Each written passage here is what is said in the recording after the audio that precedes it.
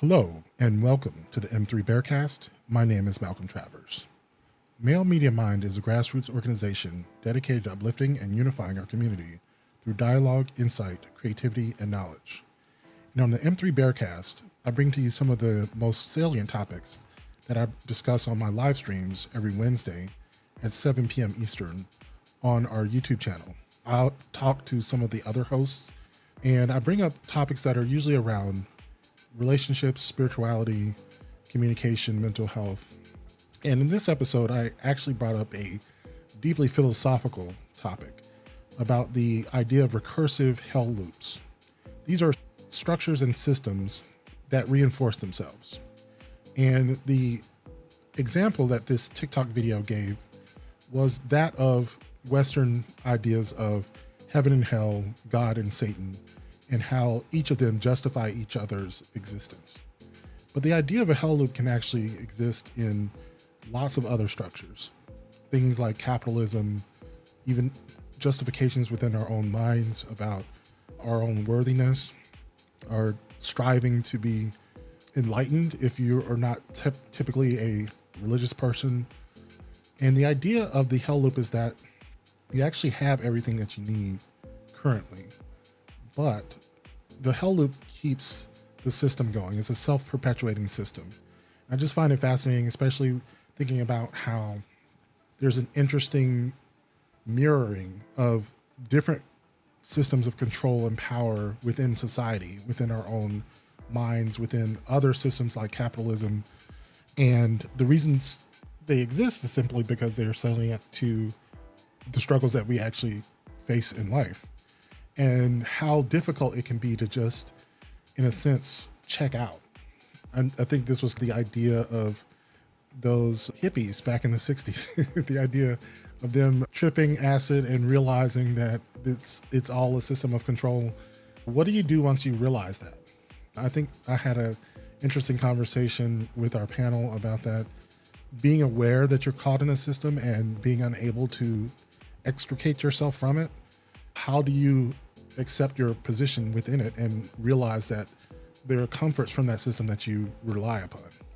Then I talk about the idea of needing to justify your beliefs to others and why that comes from a place of insecurity. So I think one of the major things that came up with this video and from the TikTok channel that I brought it up from was that she prefaced the idea that all of the discussions about religion were from the idea of allegory, that she doesn't really believe in any of these as factual or actually historical truths, but that it was a paradigm that she was using to just illustrate the idea of hell loops. But from that very point is that she knew that people who were religious would absolutely flame her in the comments because people really have difficulty facing information that contradicts their beliefs. And so we talk a little bit about that. And on the last topic, I'm going to bring you a conversation about the difference between trust and faith. And this extends beyond religion, but of course it includes religion. But I think there's also certain things that we hold faith in ourselves, in leaders. Sometimes we believe even against facts because we need something to be true, and what the consequences of that can be. All right, on to the topics.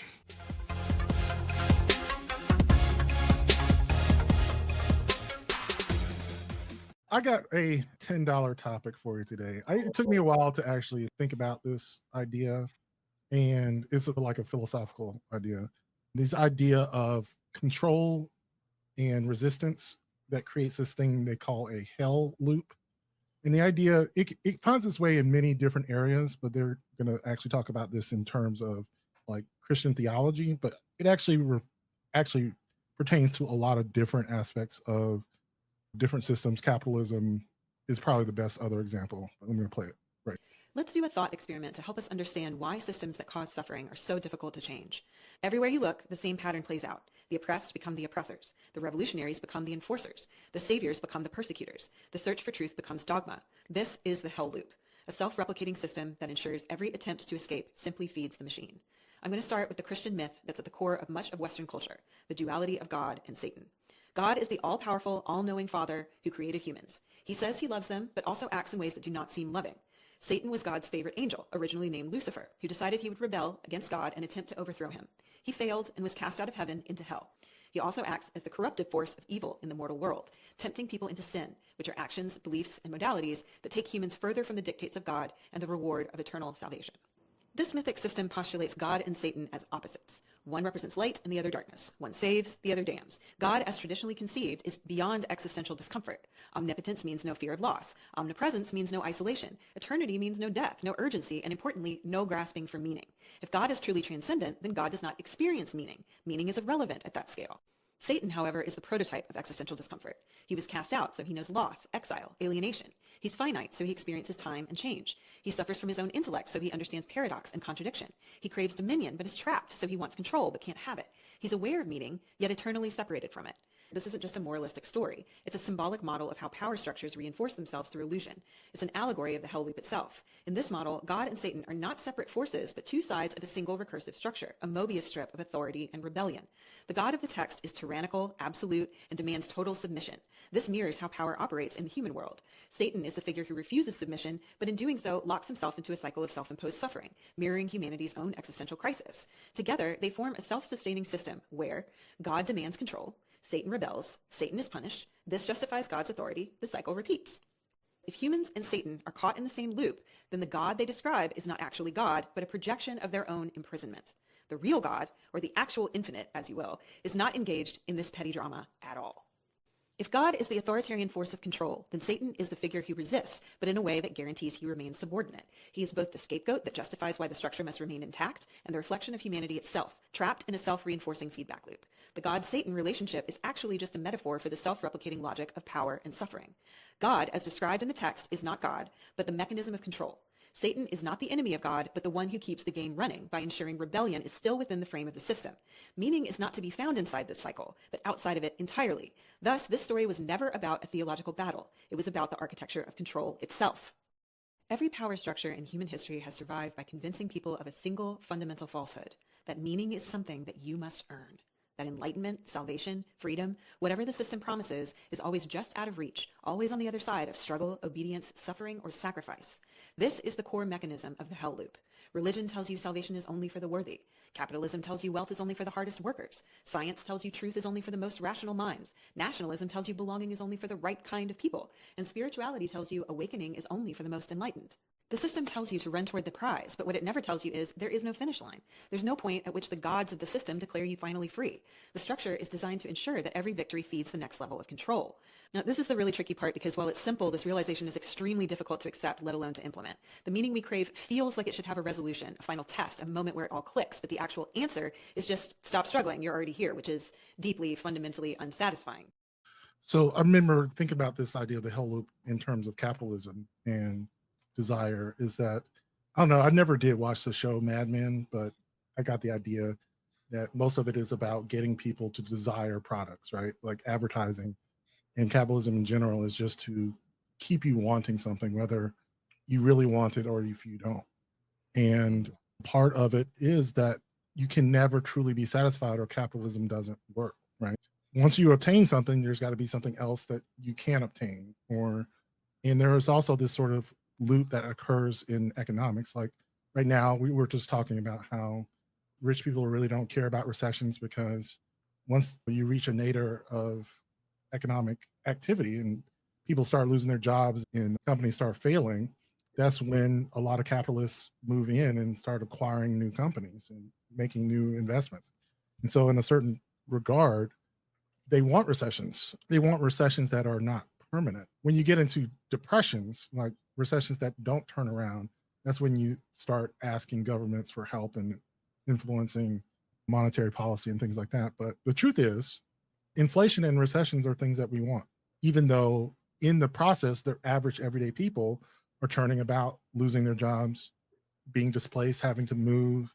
There's a lot of evidence that a recession is coming in the sense that basic standards of living are just impossible for some people, and social services are getting cut, thus making it even more difficult when those people inevitably lose their jobs. which then enforces like a cycle of violence and crime that causes people to become even more conservative and actually reinforce their original impulse to cut more. And then there's usually a rock bottom, and then there's this virtuous cycle that goes up, but it's all in a sense a method of control. It's unfortunate. These loops are themselves methods of control, and stepping out of them is a nice idea. But as people who want to survive, I think methods of control are necessary for survival. I think the theological idea of God and Satan, which she was using, I thought was super fascinating in the sense that what sort of omnipresent, omnibeneficent, all-powerful being would really want your adulation and desire and control. And they were just saying that the God in this sort of hell loop is a projection of our own ideas of what a controlling system is. And in fact, one of the reasons these stories are so powerful is because they mirror a lot of the realities that we live in every day. Just like our systems of control of government and of corporations, we understand that Amazon is evil, and yet I love that overnight delivery. It's anyway. I think it's just like religion in general. I think at some point the educated mind comes to realize that religion was created to control the slaves and create a narrative. I just finished reading this book, The Day God Noticed I Was Black, and she goes into everything from the Book of Ruth to, and the interesting thing about this is it's a black black lady author. We'll be discussing the book in the future shows, whatever. But she discusses how the patriarchy is used. The dichotomy of heaven and hell and devils up is still used to this day to control, especially black women and queer people.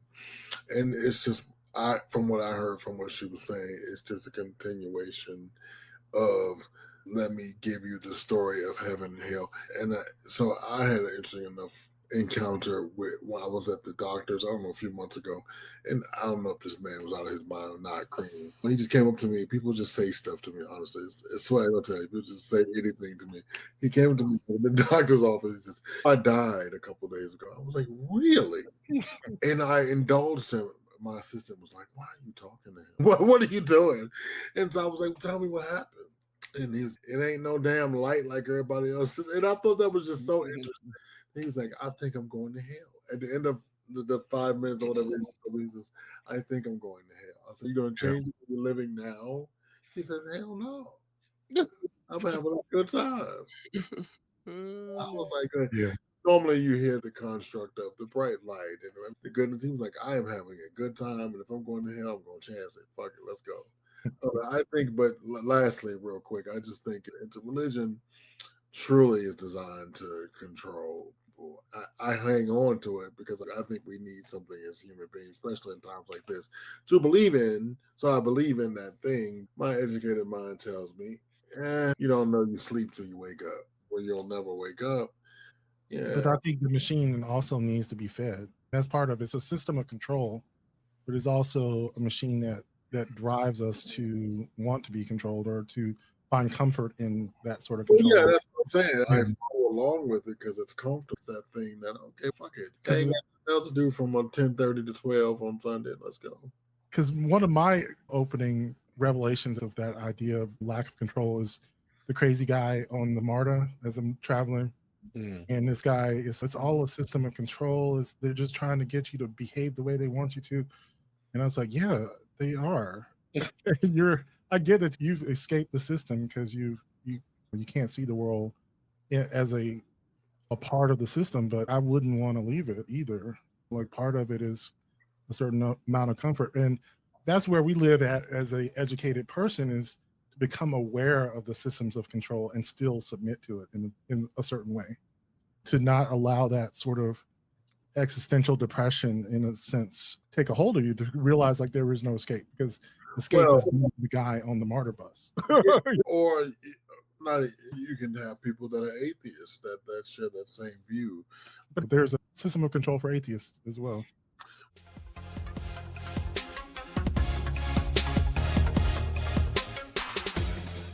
I want to talk a little bit about that very idea of needing to have other people believe what you believe. So yeah, let's talk about that. I can tell how secure you are in your truth based on how you respond to mine. Because if I just tell you about what's going on in my life or decisions I've made, and you just start huffing and puffing about your life and how I'm wrong or what I should be doing or the real meaning to life, you're not locked in. You're not locked in. And it's okay. Like, you can keep trying to convince me of your truth, and it's cool, but I know in your heart of hearts, you can't really accept your truth unless I also accept your truth. Because as long as I'm happy doing what I'm doing, you're like, how is that possible? Because you're really wondering, am I really locked in? How many of us know people who are like married who just, they not happy. But man, they be pushing it on people. People who maybe go out and party all the time. And they're just always trying to convince everybody else, oh, you soft, you're not drinking it up. Bro, hang out with some people who are locked into the life they're living, and they're just a good time to be around. They're open, they're honest, they ask questions, they care. Because there's nothing to prove. But man, you get around some people who are... I've been that person in the past, and unfortunately, I still have a bit of insecurities about my beliefs and thoughts about it. But I recognize that idea of trying to get someone to see or hear that thing that we talked about, like when you're in an argument with someone and says, I want you to understand what I'm trying to tell you. And no, you're trying to control them. You're trying to get them. You're trying to, because you believe that if they heard what you were saying, that they would see it from your point of view, or at least stop trying to push their point of view on you. But if you're secure in yourself, you don't need someone else to hear what you said. Like, you can present it. If they don't want to hear it, it's gonna become like the Peanuts parents. And now y'all tell me this. Now, where the fuck was y'all at 15 years ago when I got to fighting with bitches because you don't hear what I'm saying? And that's true. Like, I have got into physical altercation with people. Motherfucker, you listening to me? You know what I'm saying? I jingle my keys like John. I jingle my keys. They ignore me. You try. I don't jingle know. the keys. Yeah, you know what I'm saying? Yeah, you know how John jingles keys when he's ready to go. I don't understand. Maybe you all can answer for me. I don't know, as you get older, you get more experience and just to let it go, or do you just give less fucks? I think I'm on the less fuck side of it. I don't care to convince you anymore. I don't think it's automatic. I think it's from experiences. I have no need at this age, this ripe young age, this tender age of 51, about to be 52, of convincing nobody of shit. Like that. It's just, I'm out of that. So do you still feel the need? I guess the question is, and I'm gonna ask Jeffrey this too. Do you still feel the need at your tender age to convince people to think your way? I think I do, but I understand the futility of it. So I remind myself, like, yeah, it feels good for someone to echo my beliefs back to me. Yeah, who doesn't like that? It's just music or whatever. Like, it's a great, oh yeah, we're simpatico, whatever. But I don't need you to be. And more and more. In fact, I realized that the more difficult the belief, the more complex, the more unusual, the less likely you are to be able to handle it anyway. So you always seem very, I don't really care what you think. Now, in Green, have you been that person? Have you always felt the need to convince people to see things your way? It's complicated, right? Because it really depends on the situation. Yeah, when you were younger, you weren't really in control of your emotions. You hear me, see me, know what I'm talking about. But now it's whatever now. But it's different. Like at work, when you feel passionate about an idea that you think a direction we should go with a plan, that's a different kind of frustration. And you're like, when people aren't understanding what you're trying to communicate, and then how far do you go with that? And then in your personal life, it's a little different. Like, we can agree to disagree, long as you're not telling me this is what I'm thinking and you're telling me the wrong thing. I've been had that with what you believe is this is what you're saying. No, bitch, that's not what I'm saying. What I said was the like, you know. So it's complicated. I said what I said. Yeah, for sure. No, I was going to say, I think it also, like you said, it comes with age because, like you said, as a younger person, I'm realizing a lot of that was a lot of the insecurities and things that we grow up with. And the fact that when we're younger, we seek acceptance. We are trying to convince others that, look, I'm right. I'm the light. Look at me. But through a whole lot of personal growth and therapy, I ain't nobody's God. So You don't have to listen to me at the end of the day. Now you said, like Cream said, at work that's different. And I tell my staff all the time, this is not a democracy. Sometimes this is a dictatorship. And we're gonna govern ourselves accordingly. But personally, I don't feel a need anymore. I don't care. Like you don't like it, I love it still. It doesn't matter to me because I've just learned, and for me, I think it's the indicator for me really has been lately with just watching this MAGA movement and the fact that you can't tell them anything. Like they literally believe that they're transgender mice out here. I'm not arguing with you. That does not make any sense. Is that for real? They believe that? Yeah, They there was like a science studies about transitioning between sexes. I thought that was like, what's that site, Malcolm, with the comedy? What is it? Oh, The Onion. I thought it was like The Onion. Yeah. It's a very common anti-intellectual stance to talk about studies. I was reading on that shit. They were talking about transgenics, where they were changing mice's skin to mimic human skin and organs and shit, so they could test cancer research on that shit with the mice. But I was reading someone had mentioned it in a comment on this article talking about Trump and that bullshit. Then somebody in the comments said, "But what's the difference, bitch? What?" That's what I was like. Bitch, don't argue with these hoes. They don't want to know, bitch. They don't want to know. They don't. And that is thank you for bringing this up because I think that is the most important thing. When a bitch don't want to know, they just don't want to know. Like I had to realize that all of the campaign season, around the end, I had to give in and say ignorance is bliss, and they just don't. Want to. Even within friendships, though, you learn that. Like I'm always been the voice of reason in my friend circles, and I used to get utterly frustrated with my friends because I would be like, I'm the friend that be like, okay, don't go across the bridge because you see the sign that says bridge out. They still go across the bridge, and now I'm mad. They ain't mad. They just sit up there looking like a fool, but I'm pissed off, and I had to have a moment with that and be like, well, bitch, why you mad? If they want to go and stand on the bridge, let them. I stopped being that friend, and I tell my friends now, like I literally ask, what are you trying to solicit from me? Is it an opinion, or you just want to show to the crowd? Now they should know by now when they dial your digits. What they gonna get? They should. Some don't. Know what they gonna get. I ain't gonna call for nothing but the truth. That's like calling Cream Nichols. That's like calling John. I ain't gonna do nothing but be like, bitch, that's your fault. Fucking bitch, this is why I call, bitch. Fucking, this is why I call. Go ahead. Go ahead, kick me in the face, Malcolm. Go ahead, finish doing it. Just kick. Be like, bitch, you dumb.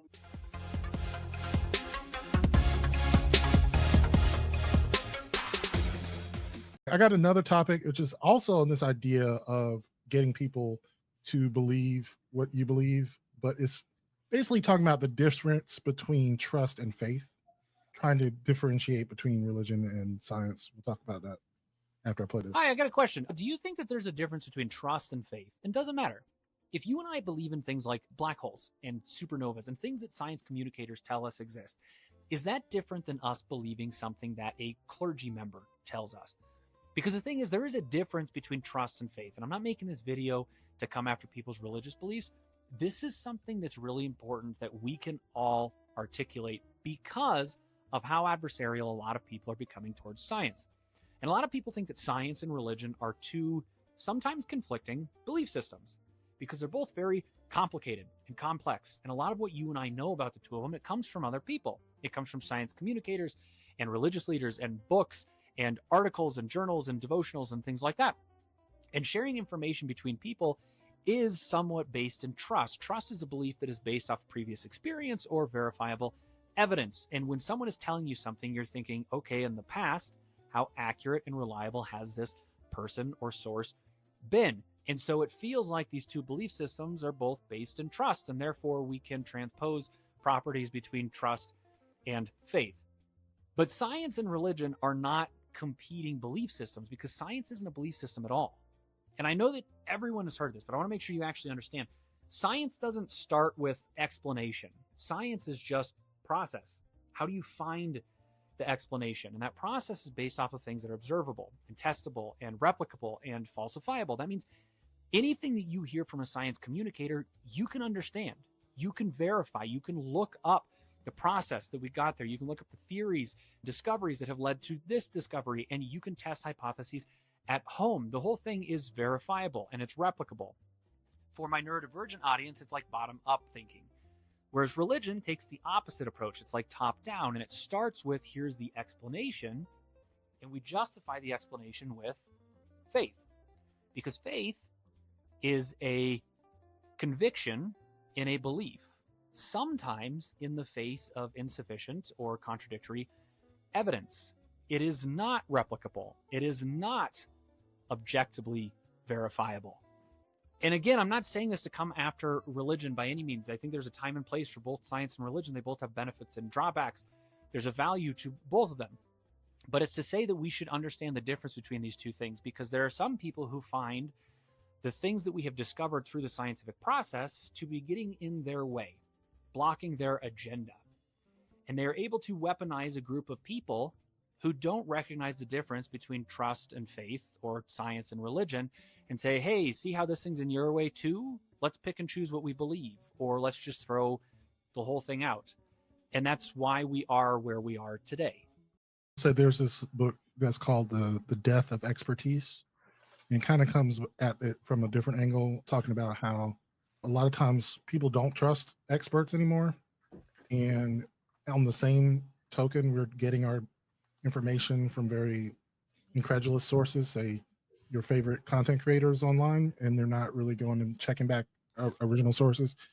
But one of the main things is, obviously, for the idea of trust in science and being able to replicate your information is important when it comes to definitely things like medicine. I was going to say, I just finished reading this book. I'm not really recommending this for the book club. I just finished reading this book called Bad Blood. It was about Elizabeth Holmes and Theranos. What's so fascinating about this book is this idea that Elizabeth Holmes is this very wealthy white woman who starts a company in Silicon Valley, and she is going to do these blood tests that, she believes that she can figure out how to do blood tests from just a prick from your finger instead of having to do venous draws from your arm or something. And she was going to do 90 something blood tests from a single drop of blood. And all these people would tell her, you can't really do that. Like, the reason they would tell her all the reasons you can't do it, just like the physical properties of blood, how it coagulates or whatever, and how much blood you need, and how the tests use up certain chemicals, or it has to have so many chemical reactions. And when you do that, the blood gets used up. But she had this sort of, I don't know, faith, I guess you could say, that she could figure out how to do this, right? No matter how many times people told her, this is not possible, you can't do this, she's just, I'm just gonna find someone else who will, And there's something very, I don't know, exciting about that, also inspiring. Someone who doesn't take no for an answer, they go to the next person. Where she went wrong is that she took this to a point of being delusional, right? She started lying, then she started believing her own lies. Like, she could have just kept lying and taking investors' money. The company itself was at some point evaluated at $6 billion, and she owned half the company. So she herself was sitting on $3 billion in stock from a lie, basically, because all the blood tests that she was doing on these machines were just regular ass blood tests.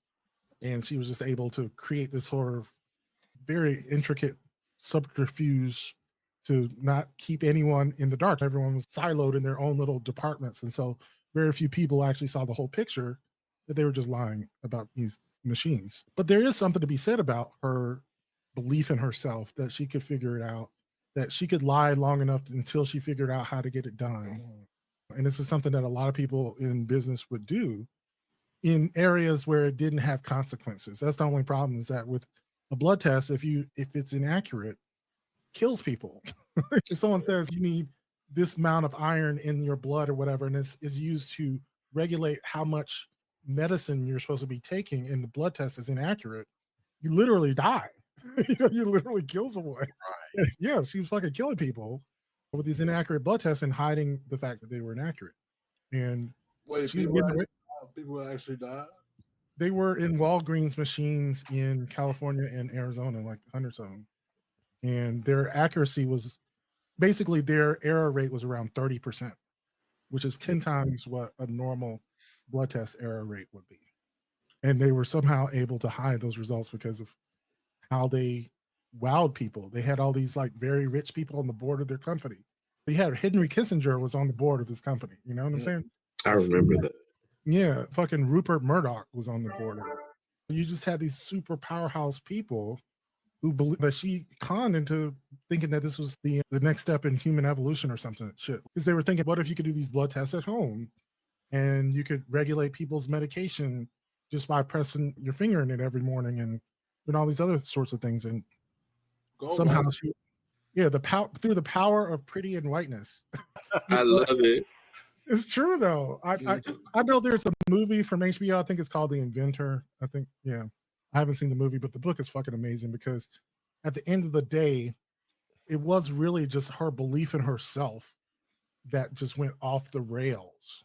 But when you're dealing with things and facts and physical reality, blood tests or like people's health, that shit is not acceptable. Like you can't test people's blood on a dream. I'm sorry, it's just not gonna work. You can't sell people because in Silicon Valley, you could do this for like certain things like the humane AI pin, that thing, or the rabbit AI. It doesn't matter because it's not gonna get anyone killed. You could lie about it. You say, yeah, you're gonna be able to just call an Uber by saying talk to it, and it's gonna do it. And it's no, it didn't do that, and it's all. But anyway, I was gonna bring it back to the previous topic, but I forgot what we were talking about. Basically, just the idea that people who have these beliefs, the Trumpsters, for instance, they're not interested in believing in facts, right?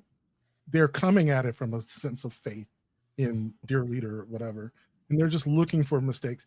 The truth is, though, I've seen leftists do the same thing. And yeah. When Joe Biden was falling asleep and shit, I was like, oh shit, girl. I'm putting my hand in the sand on this one, girl. We can't afford to be truthful and honest about this. We need to deny, we need to ignore it. Yes. I'll keep propping him up. Problem up. It's too dangerous of a time to be taking the high road, bitch. Okay. Weekend at Bernie's, that nigga. Go on, prop him up. I know, right? I saw one where it was like Trump was just had a misstatement. He was talking about how the 2020 election was fixed, but he was actually also confusing himself and talking about the 2024 election. And he said something about like how he fixed the 2024 election. It was a shame or whatever. And people jumped on it. And it was like, yeah, he said that he fixed the 2024 election, right? He said the words. Clear from the way that he said it that he was talking about the 2020 election and lying about how it was fixed. But the leftists try to jump on it and say he just admitted that he fixed the election because they want to believe that. It's hard to accept the fact that there just wasn't enough support for the Democrat. Even as amazing as Kamala was, which I still think she's an amazing person, right? Like a very just charismatic person. At some point, she stepped into an impossible situation and did something I don't think a lot of people have been able to. But that at the same time, it wasn't enough. And it's not going to be enough. I was just thinking about how demographic changes to the Senate and to the electoral map, and it's going to even be more difficult for the next Democratic president nominee. That's hard to accept. Saying that Elon somehow had something to do with it when Starlink, his satellite internet company, which is not connected to any sort of election, anything. The physical aspect of him donating through a super PAC $250 million, and that money was not supposed to be coordinated with a presidential campaign when clearly there was coordination. That's illegal. Right. No one's going to prosecute that. That's election rigging in some ways, but I don't know. Because he was literally like, I don't know. I'm just saying that's what I'm saying. Well, I'll say this. I agree. It happens on both sides. My thing, though, is that at least I can say, and I will always consider myself a bleeding heart liberal. I don't care what anybody thinks. My issue becomes when you are questioning, as you said, with this sound science, what we see now going on with the measles. Yeah.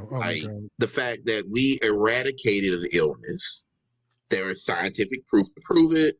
We have the data. We are able to show where, like, there was nobody dying from the measles. Now, all of a sudden, you have people now doubting these vaccines, and even down to the whole thing around the autism. Yet again, I've worked in a research setting, so I get my gauge is a little different. I have a little bit more understanding. So I Yeah. get that most people don't sit around and read research journals and they don't understand what that means. It's foreign. I get that. But at the end of the day, the fact that you ain't known nobody that has gotten sick or died from measles tells you something. And the fact that now in these states, we are seeing this uptake, the fact that we have a whole new Ebola is going up in Africa and a whole other, like some of these rheumatic fevers and us, whatever, and we're not doing anything. And yet again, America is leaning into this side, which is it's a conspiracy. You just want to get me to take a pill.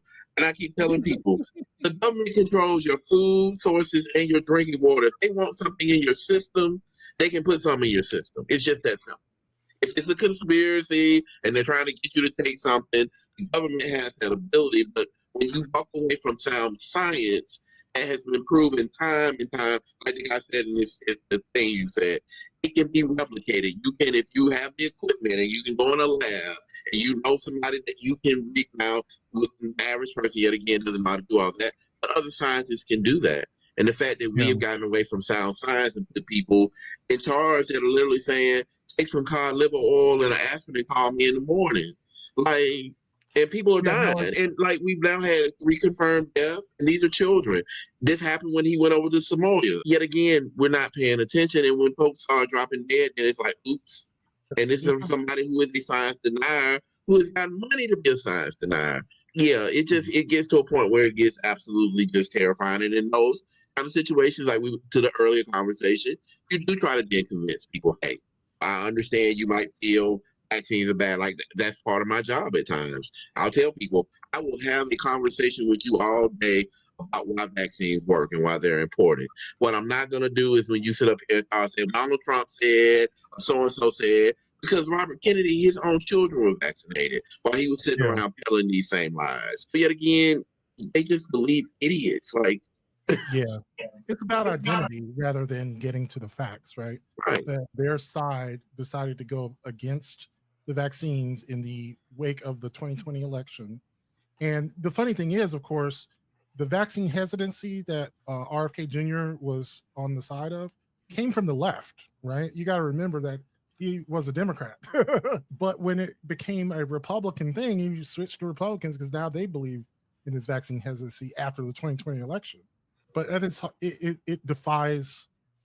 does defy left-right politics. Like, this sort of conspiracy thinking becomes a part of identity. Like on the left, it was the idea that you can be healthy beyond what the government was telling you. Like, he was about banning certain substances, like the red dyes or whatever.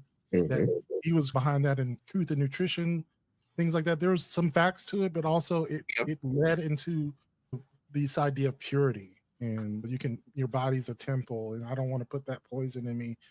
And they were not looking at the facts, because the study that they were relying on was from someone who was they themselves trying to sell a version of a vaccine, and they created fake studies to try to discredit their competition.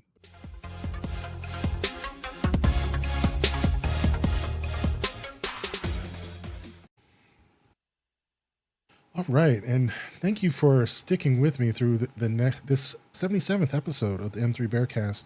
If you enjoyed this episode, please consider becoming a patron. Go to patreon.com/mailmediamind. Become a patron. We have groups on Telegram, the VIP room. We have adult content. We also have a book club.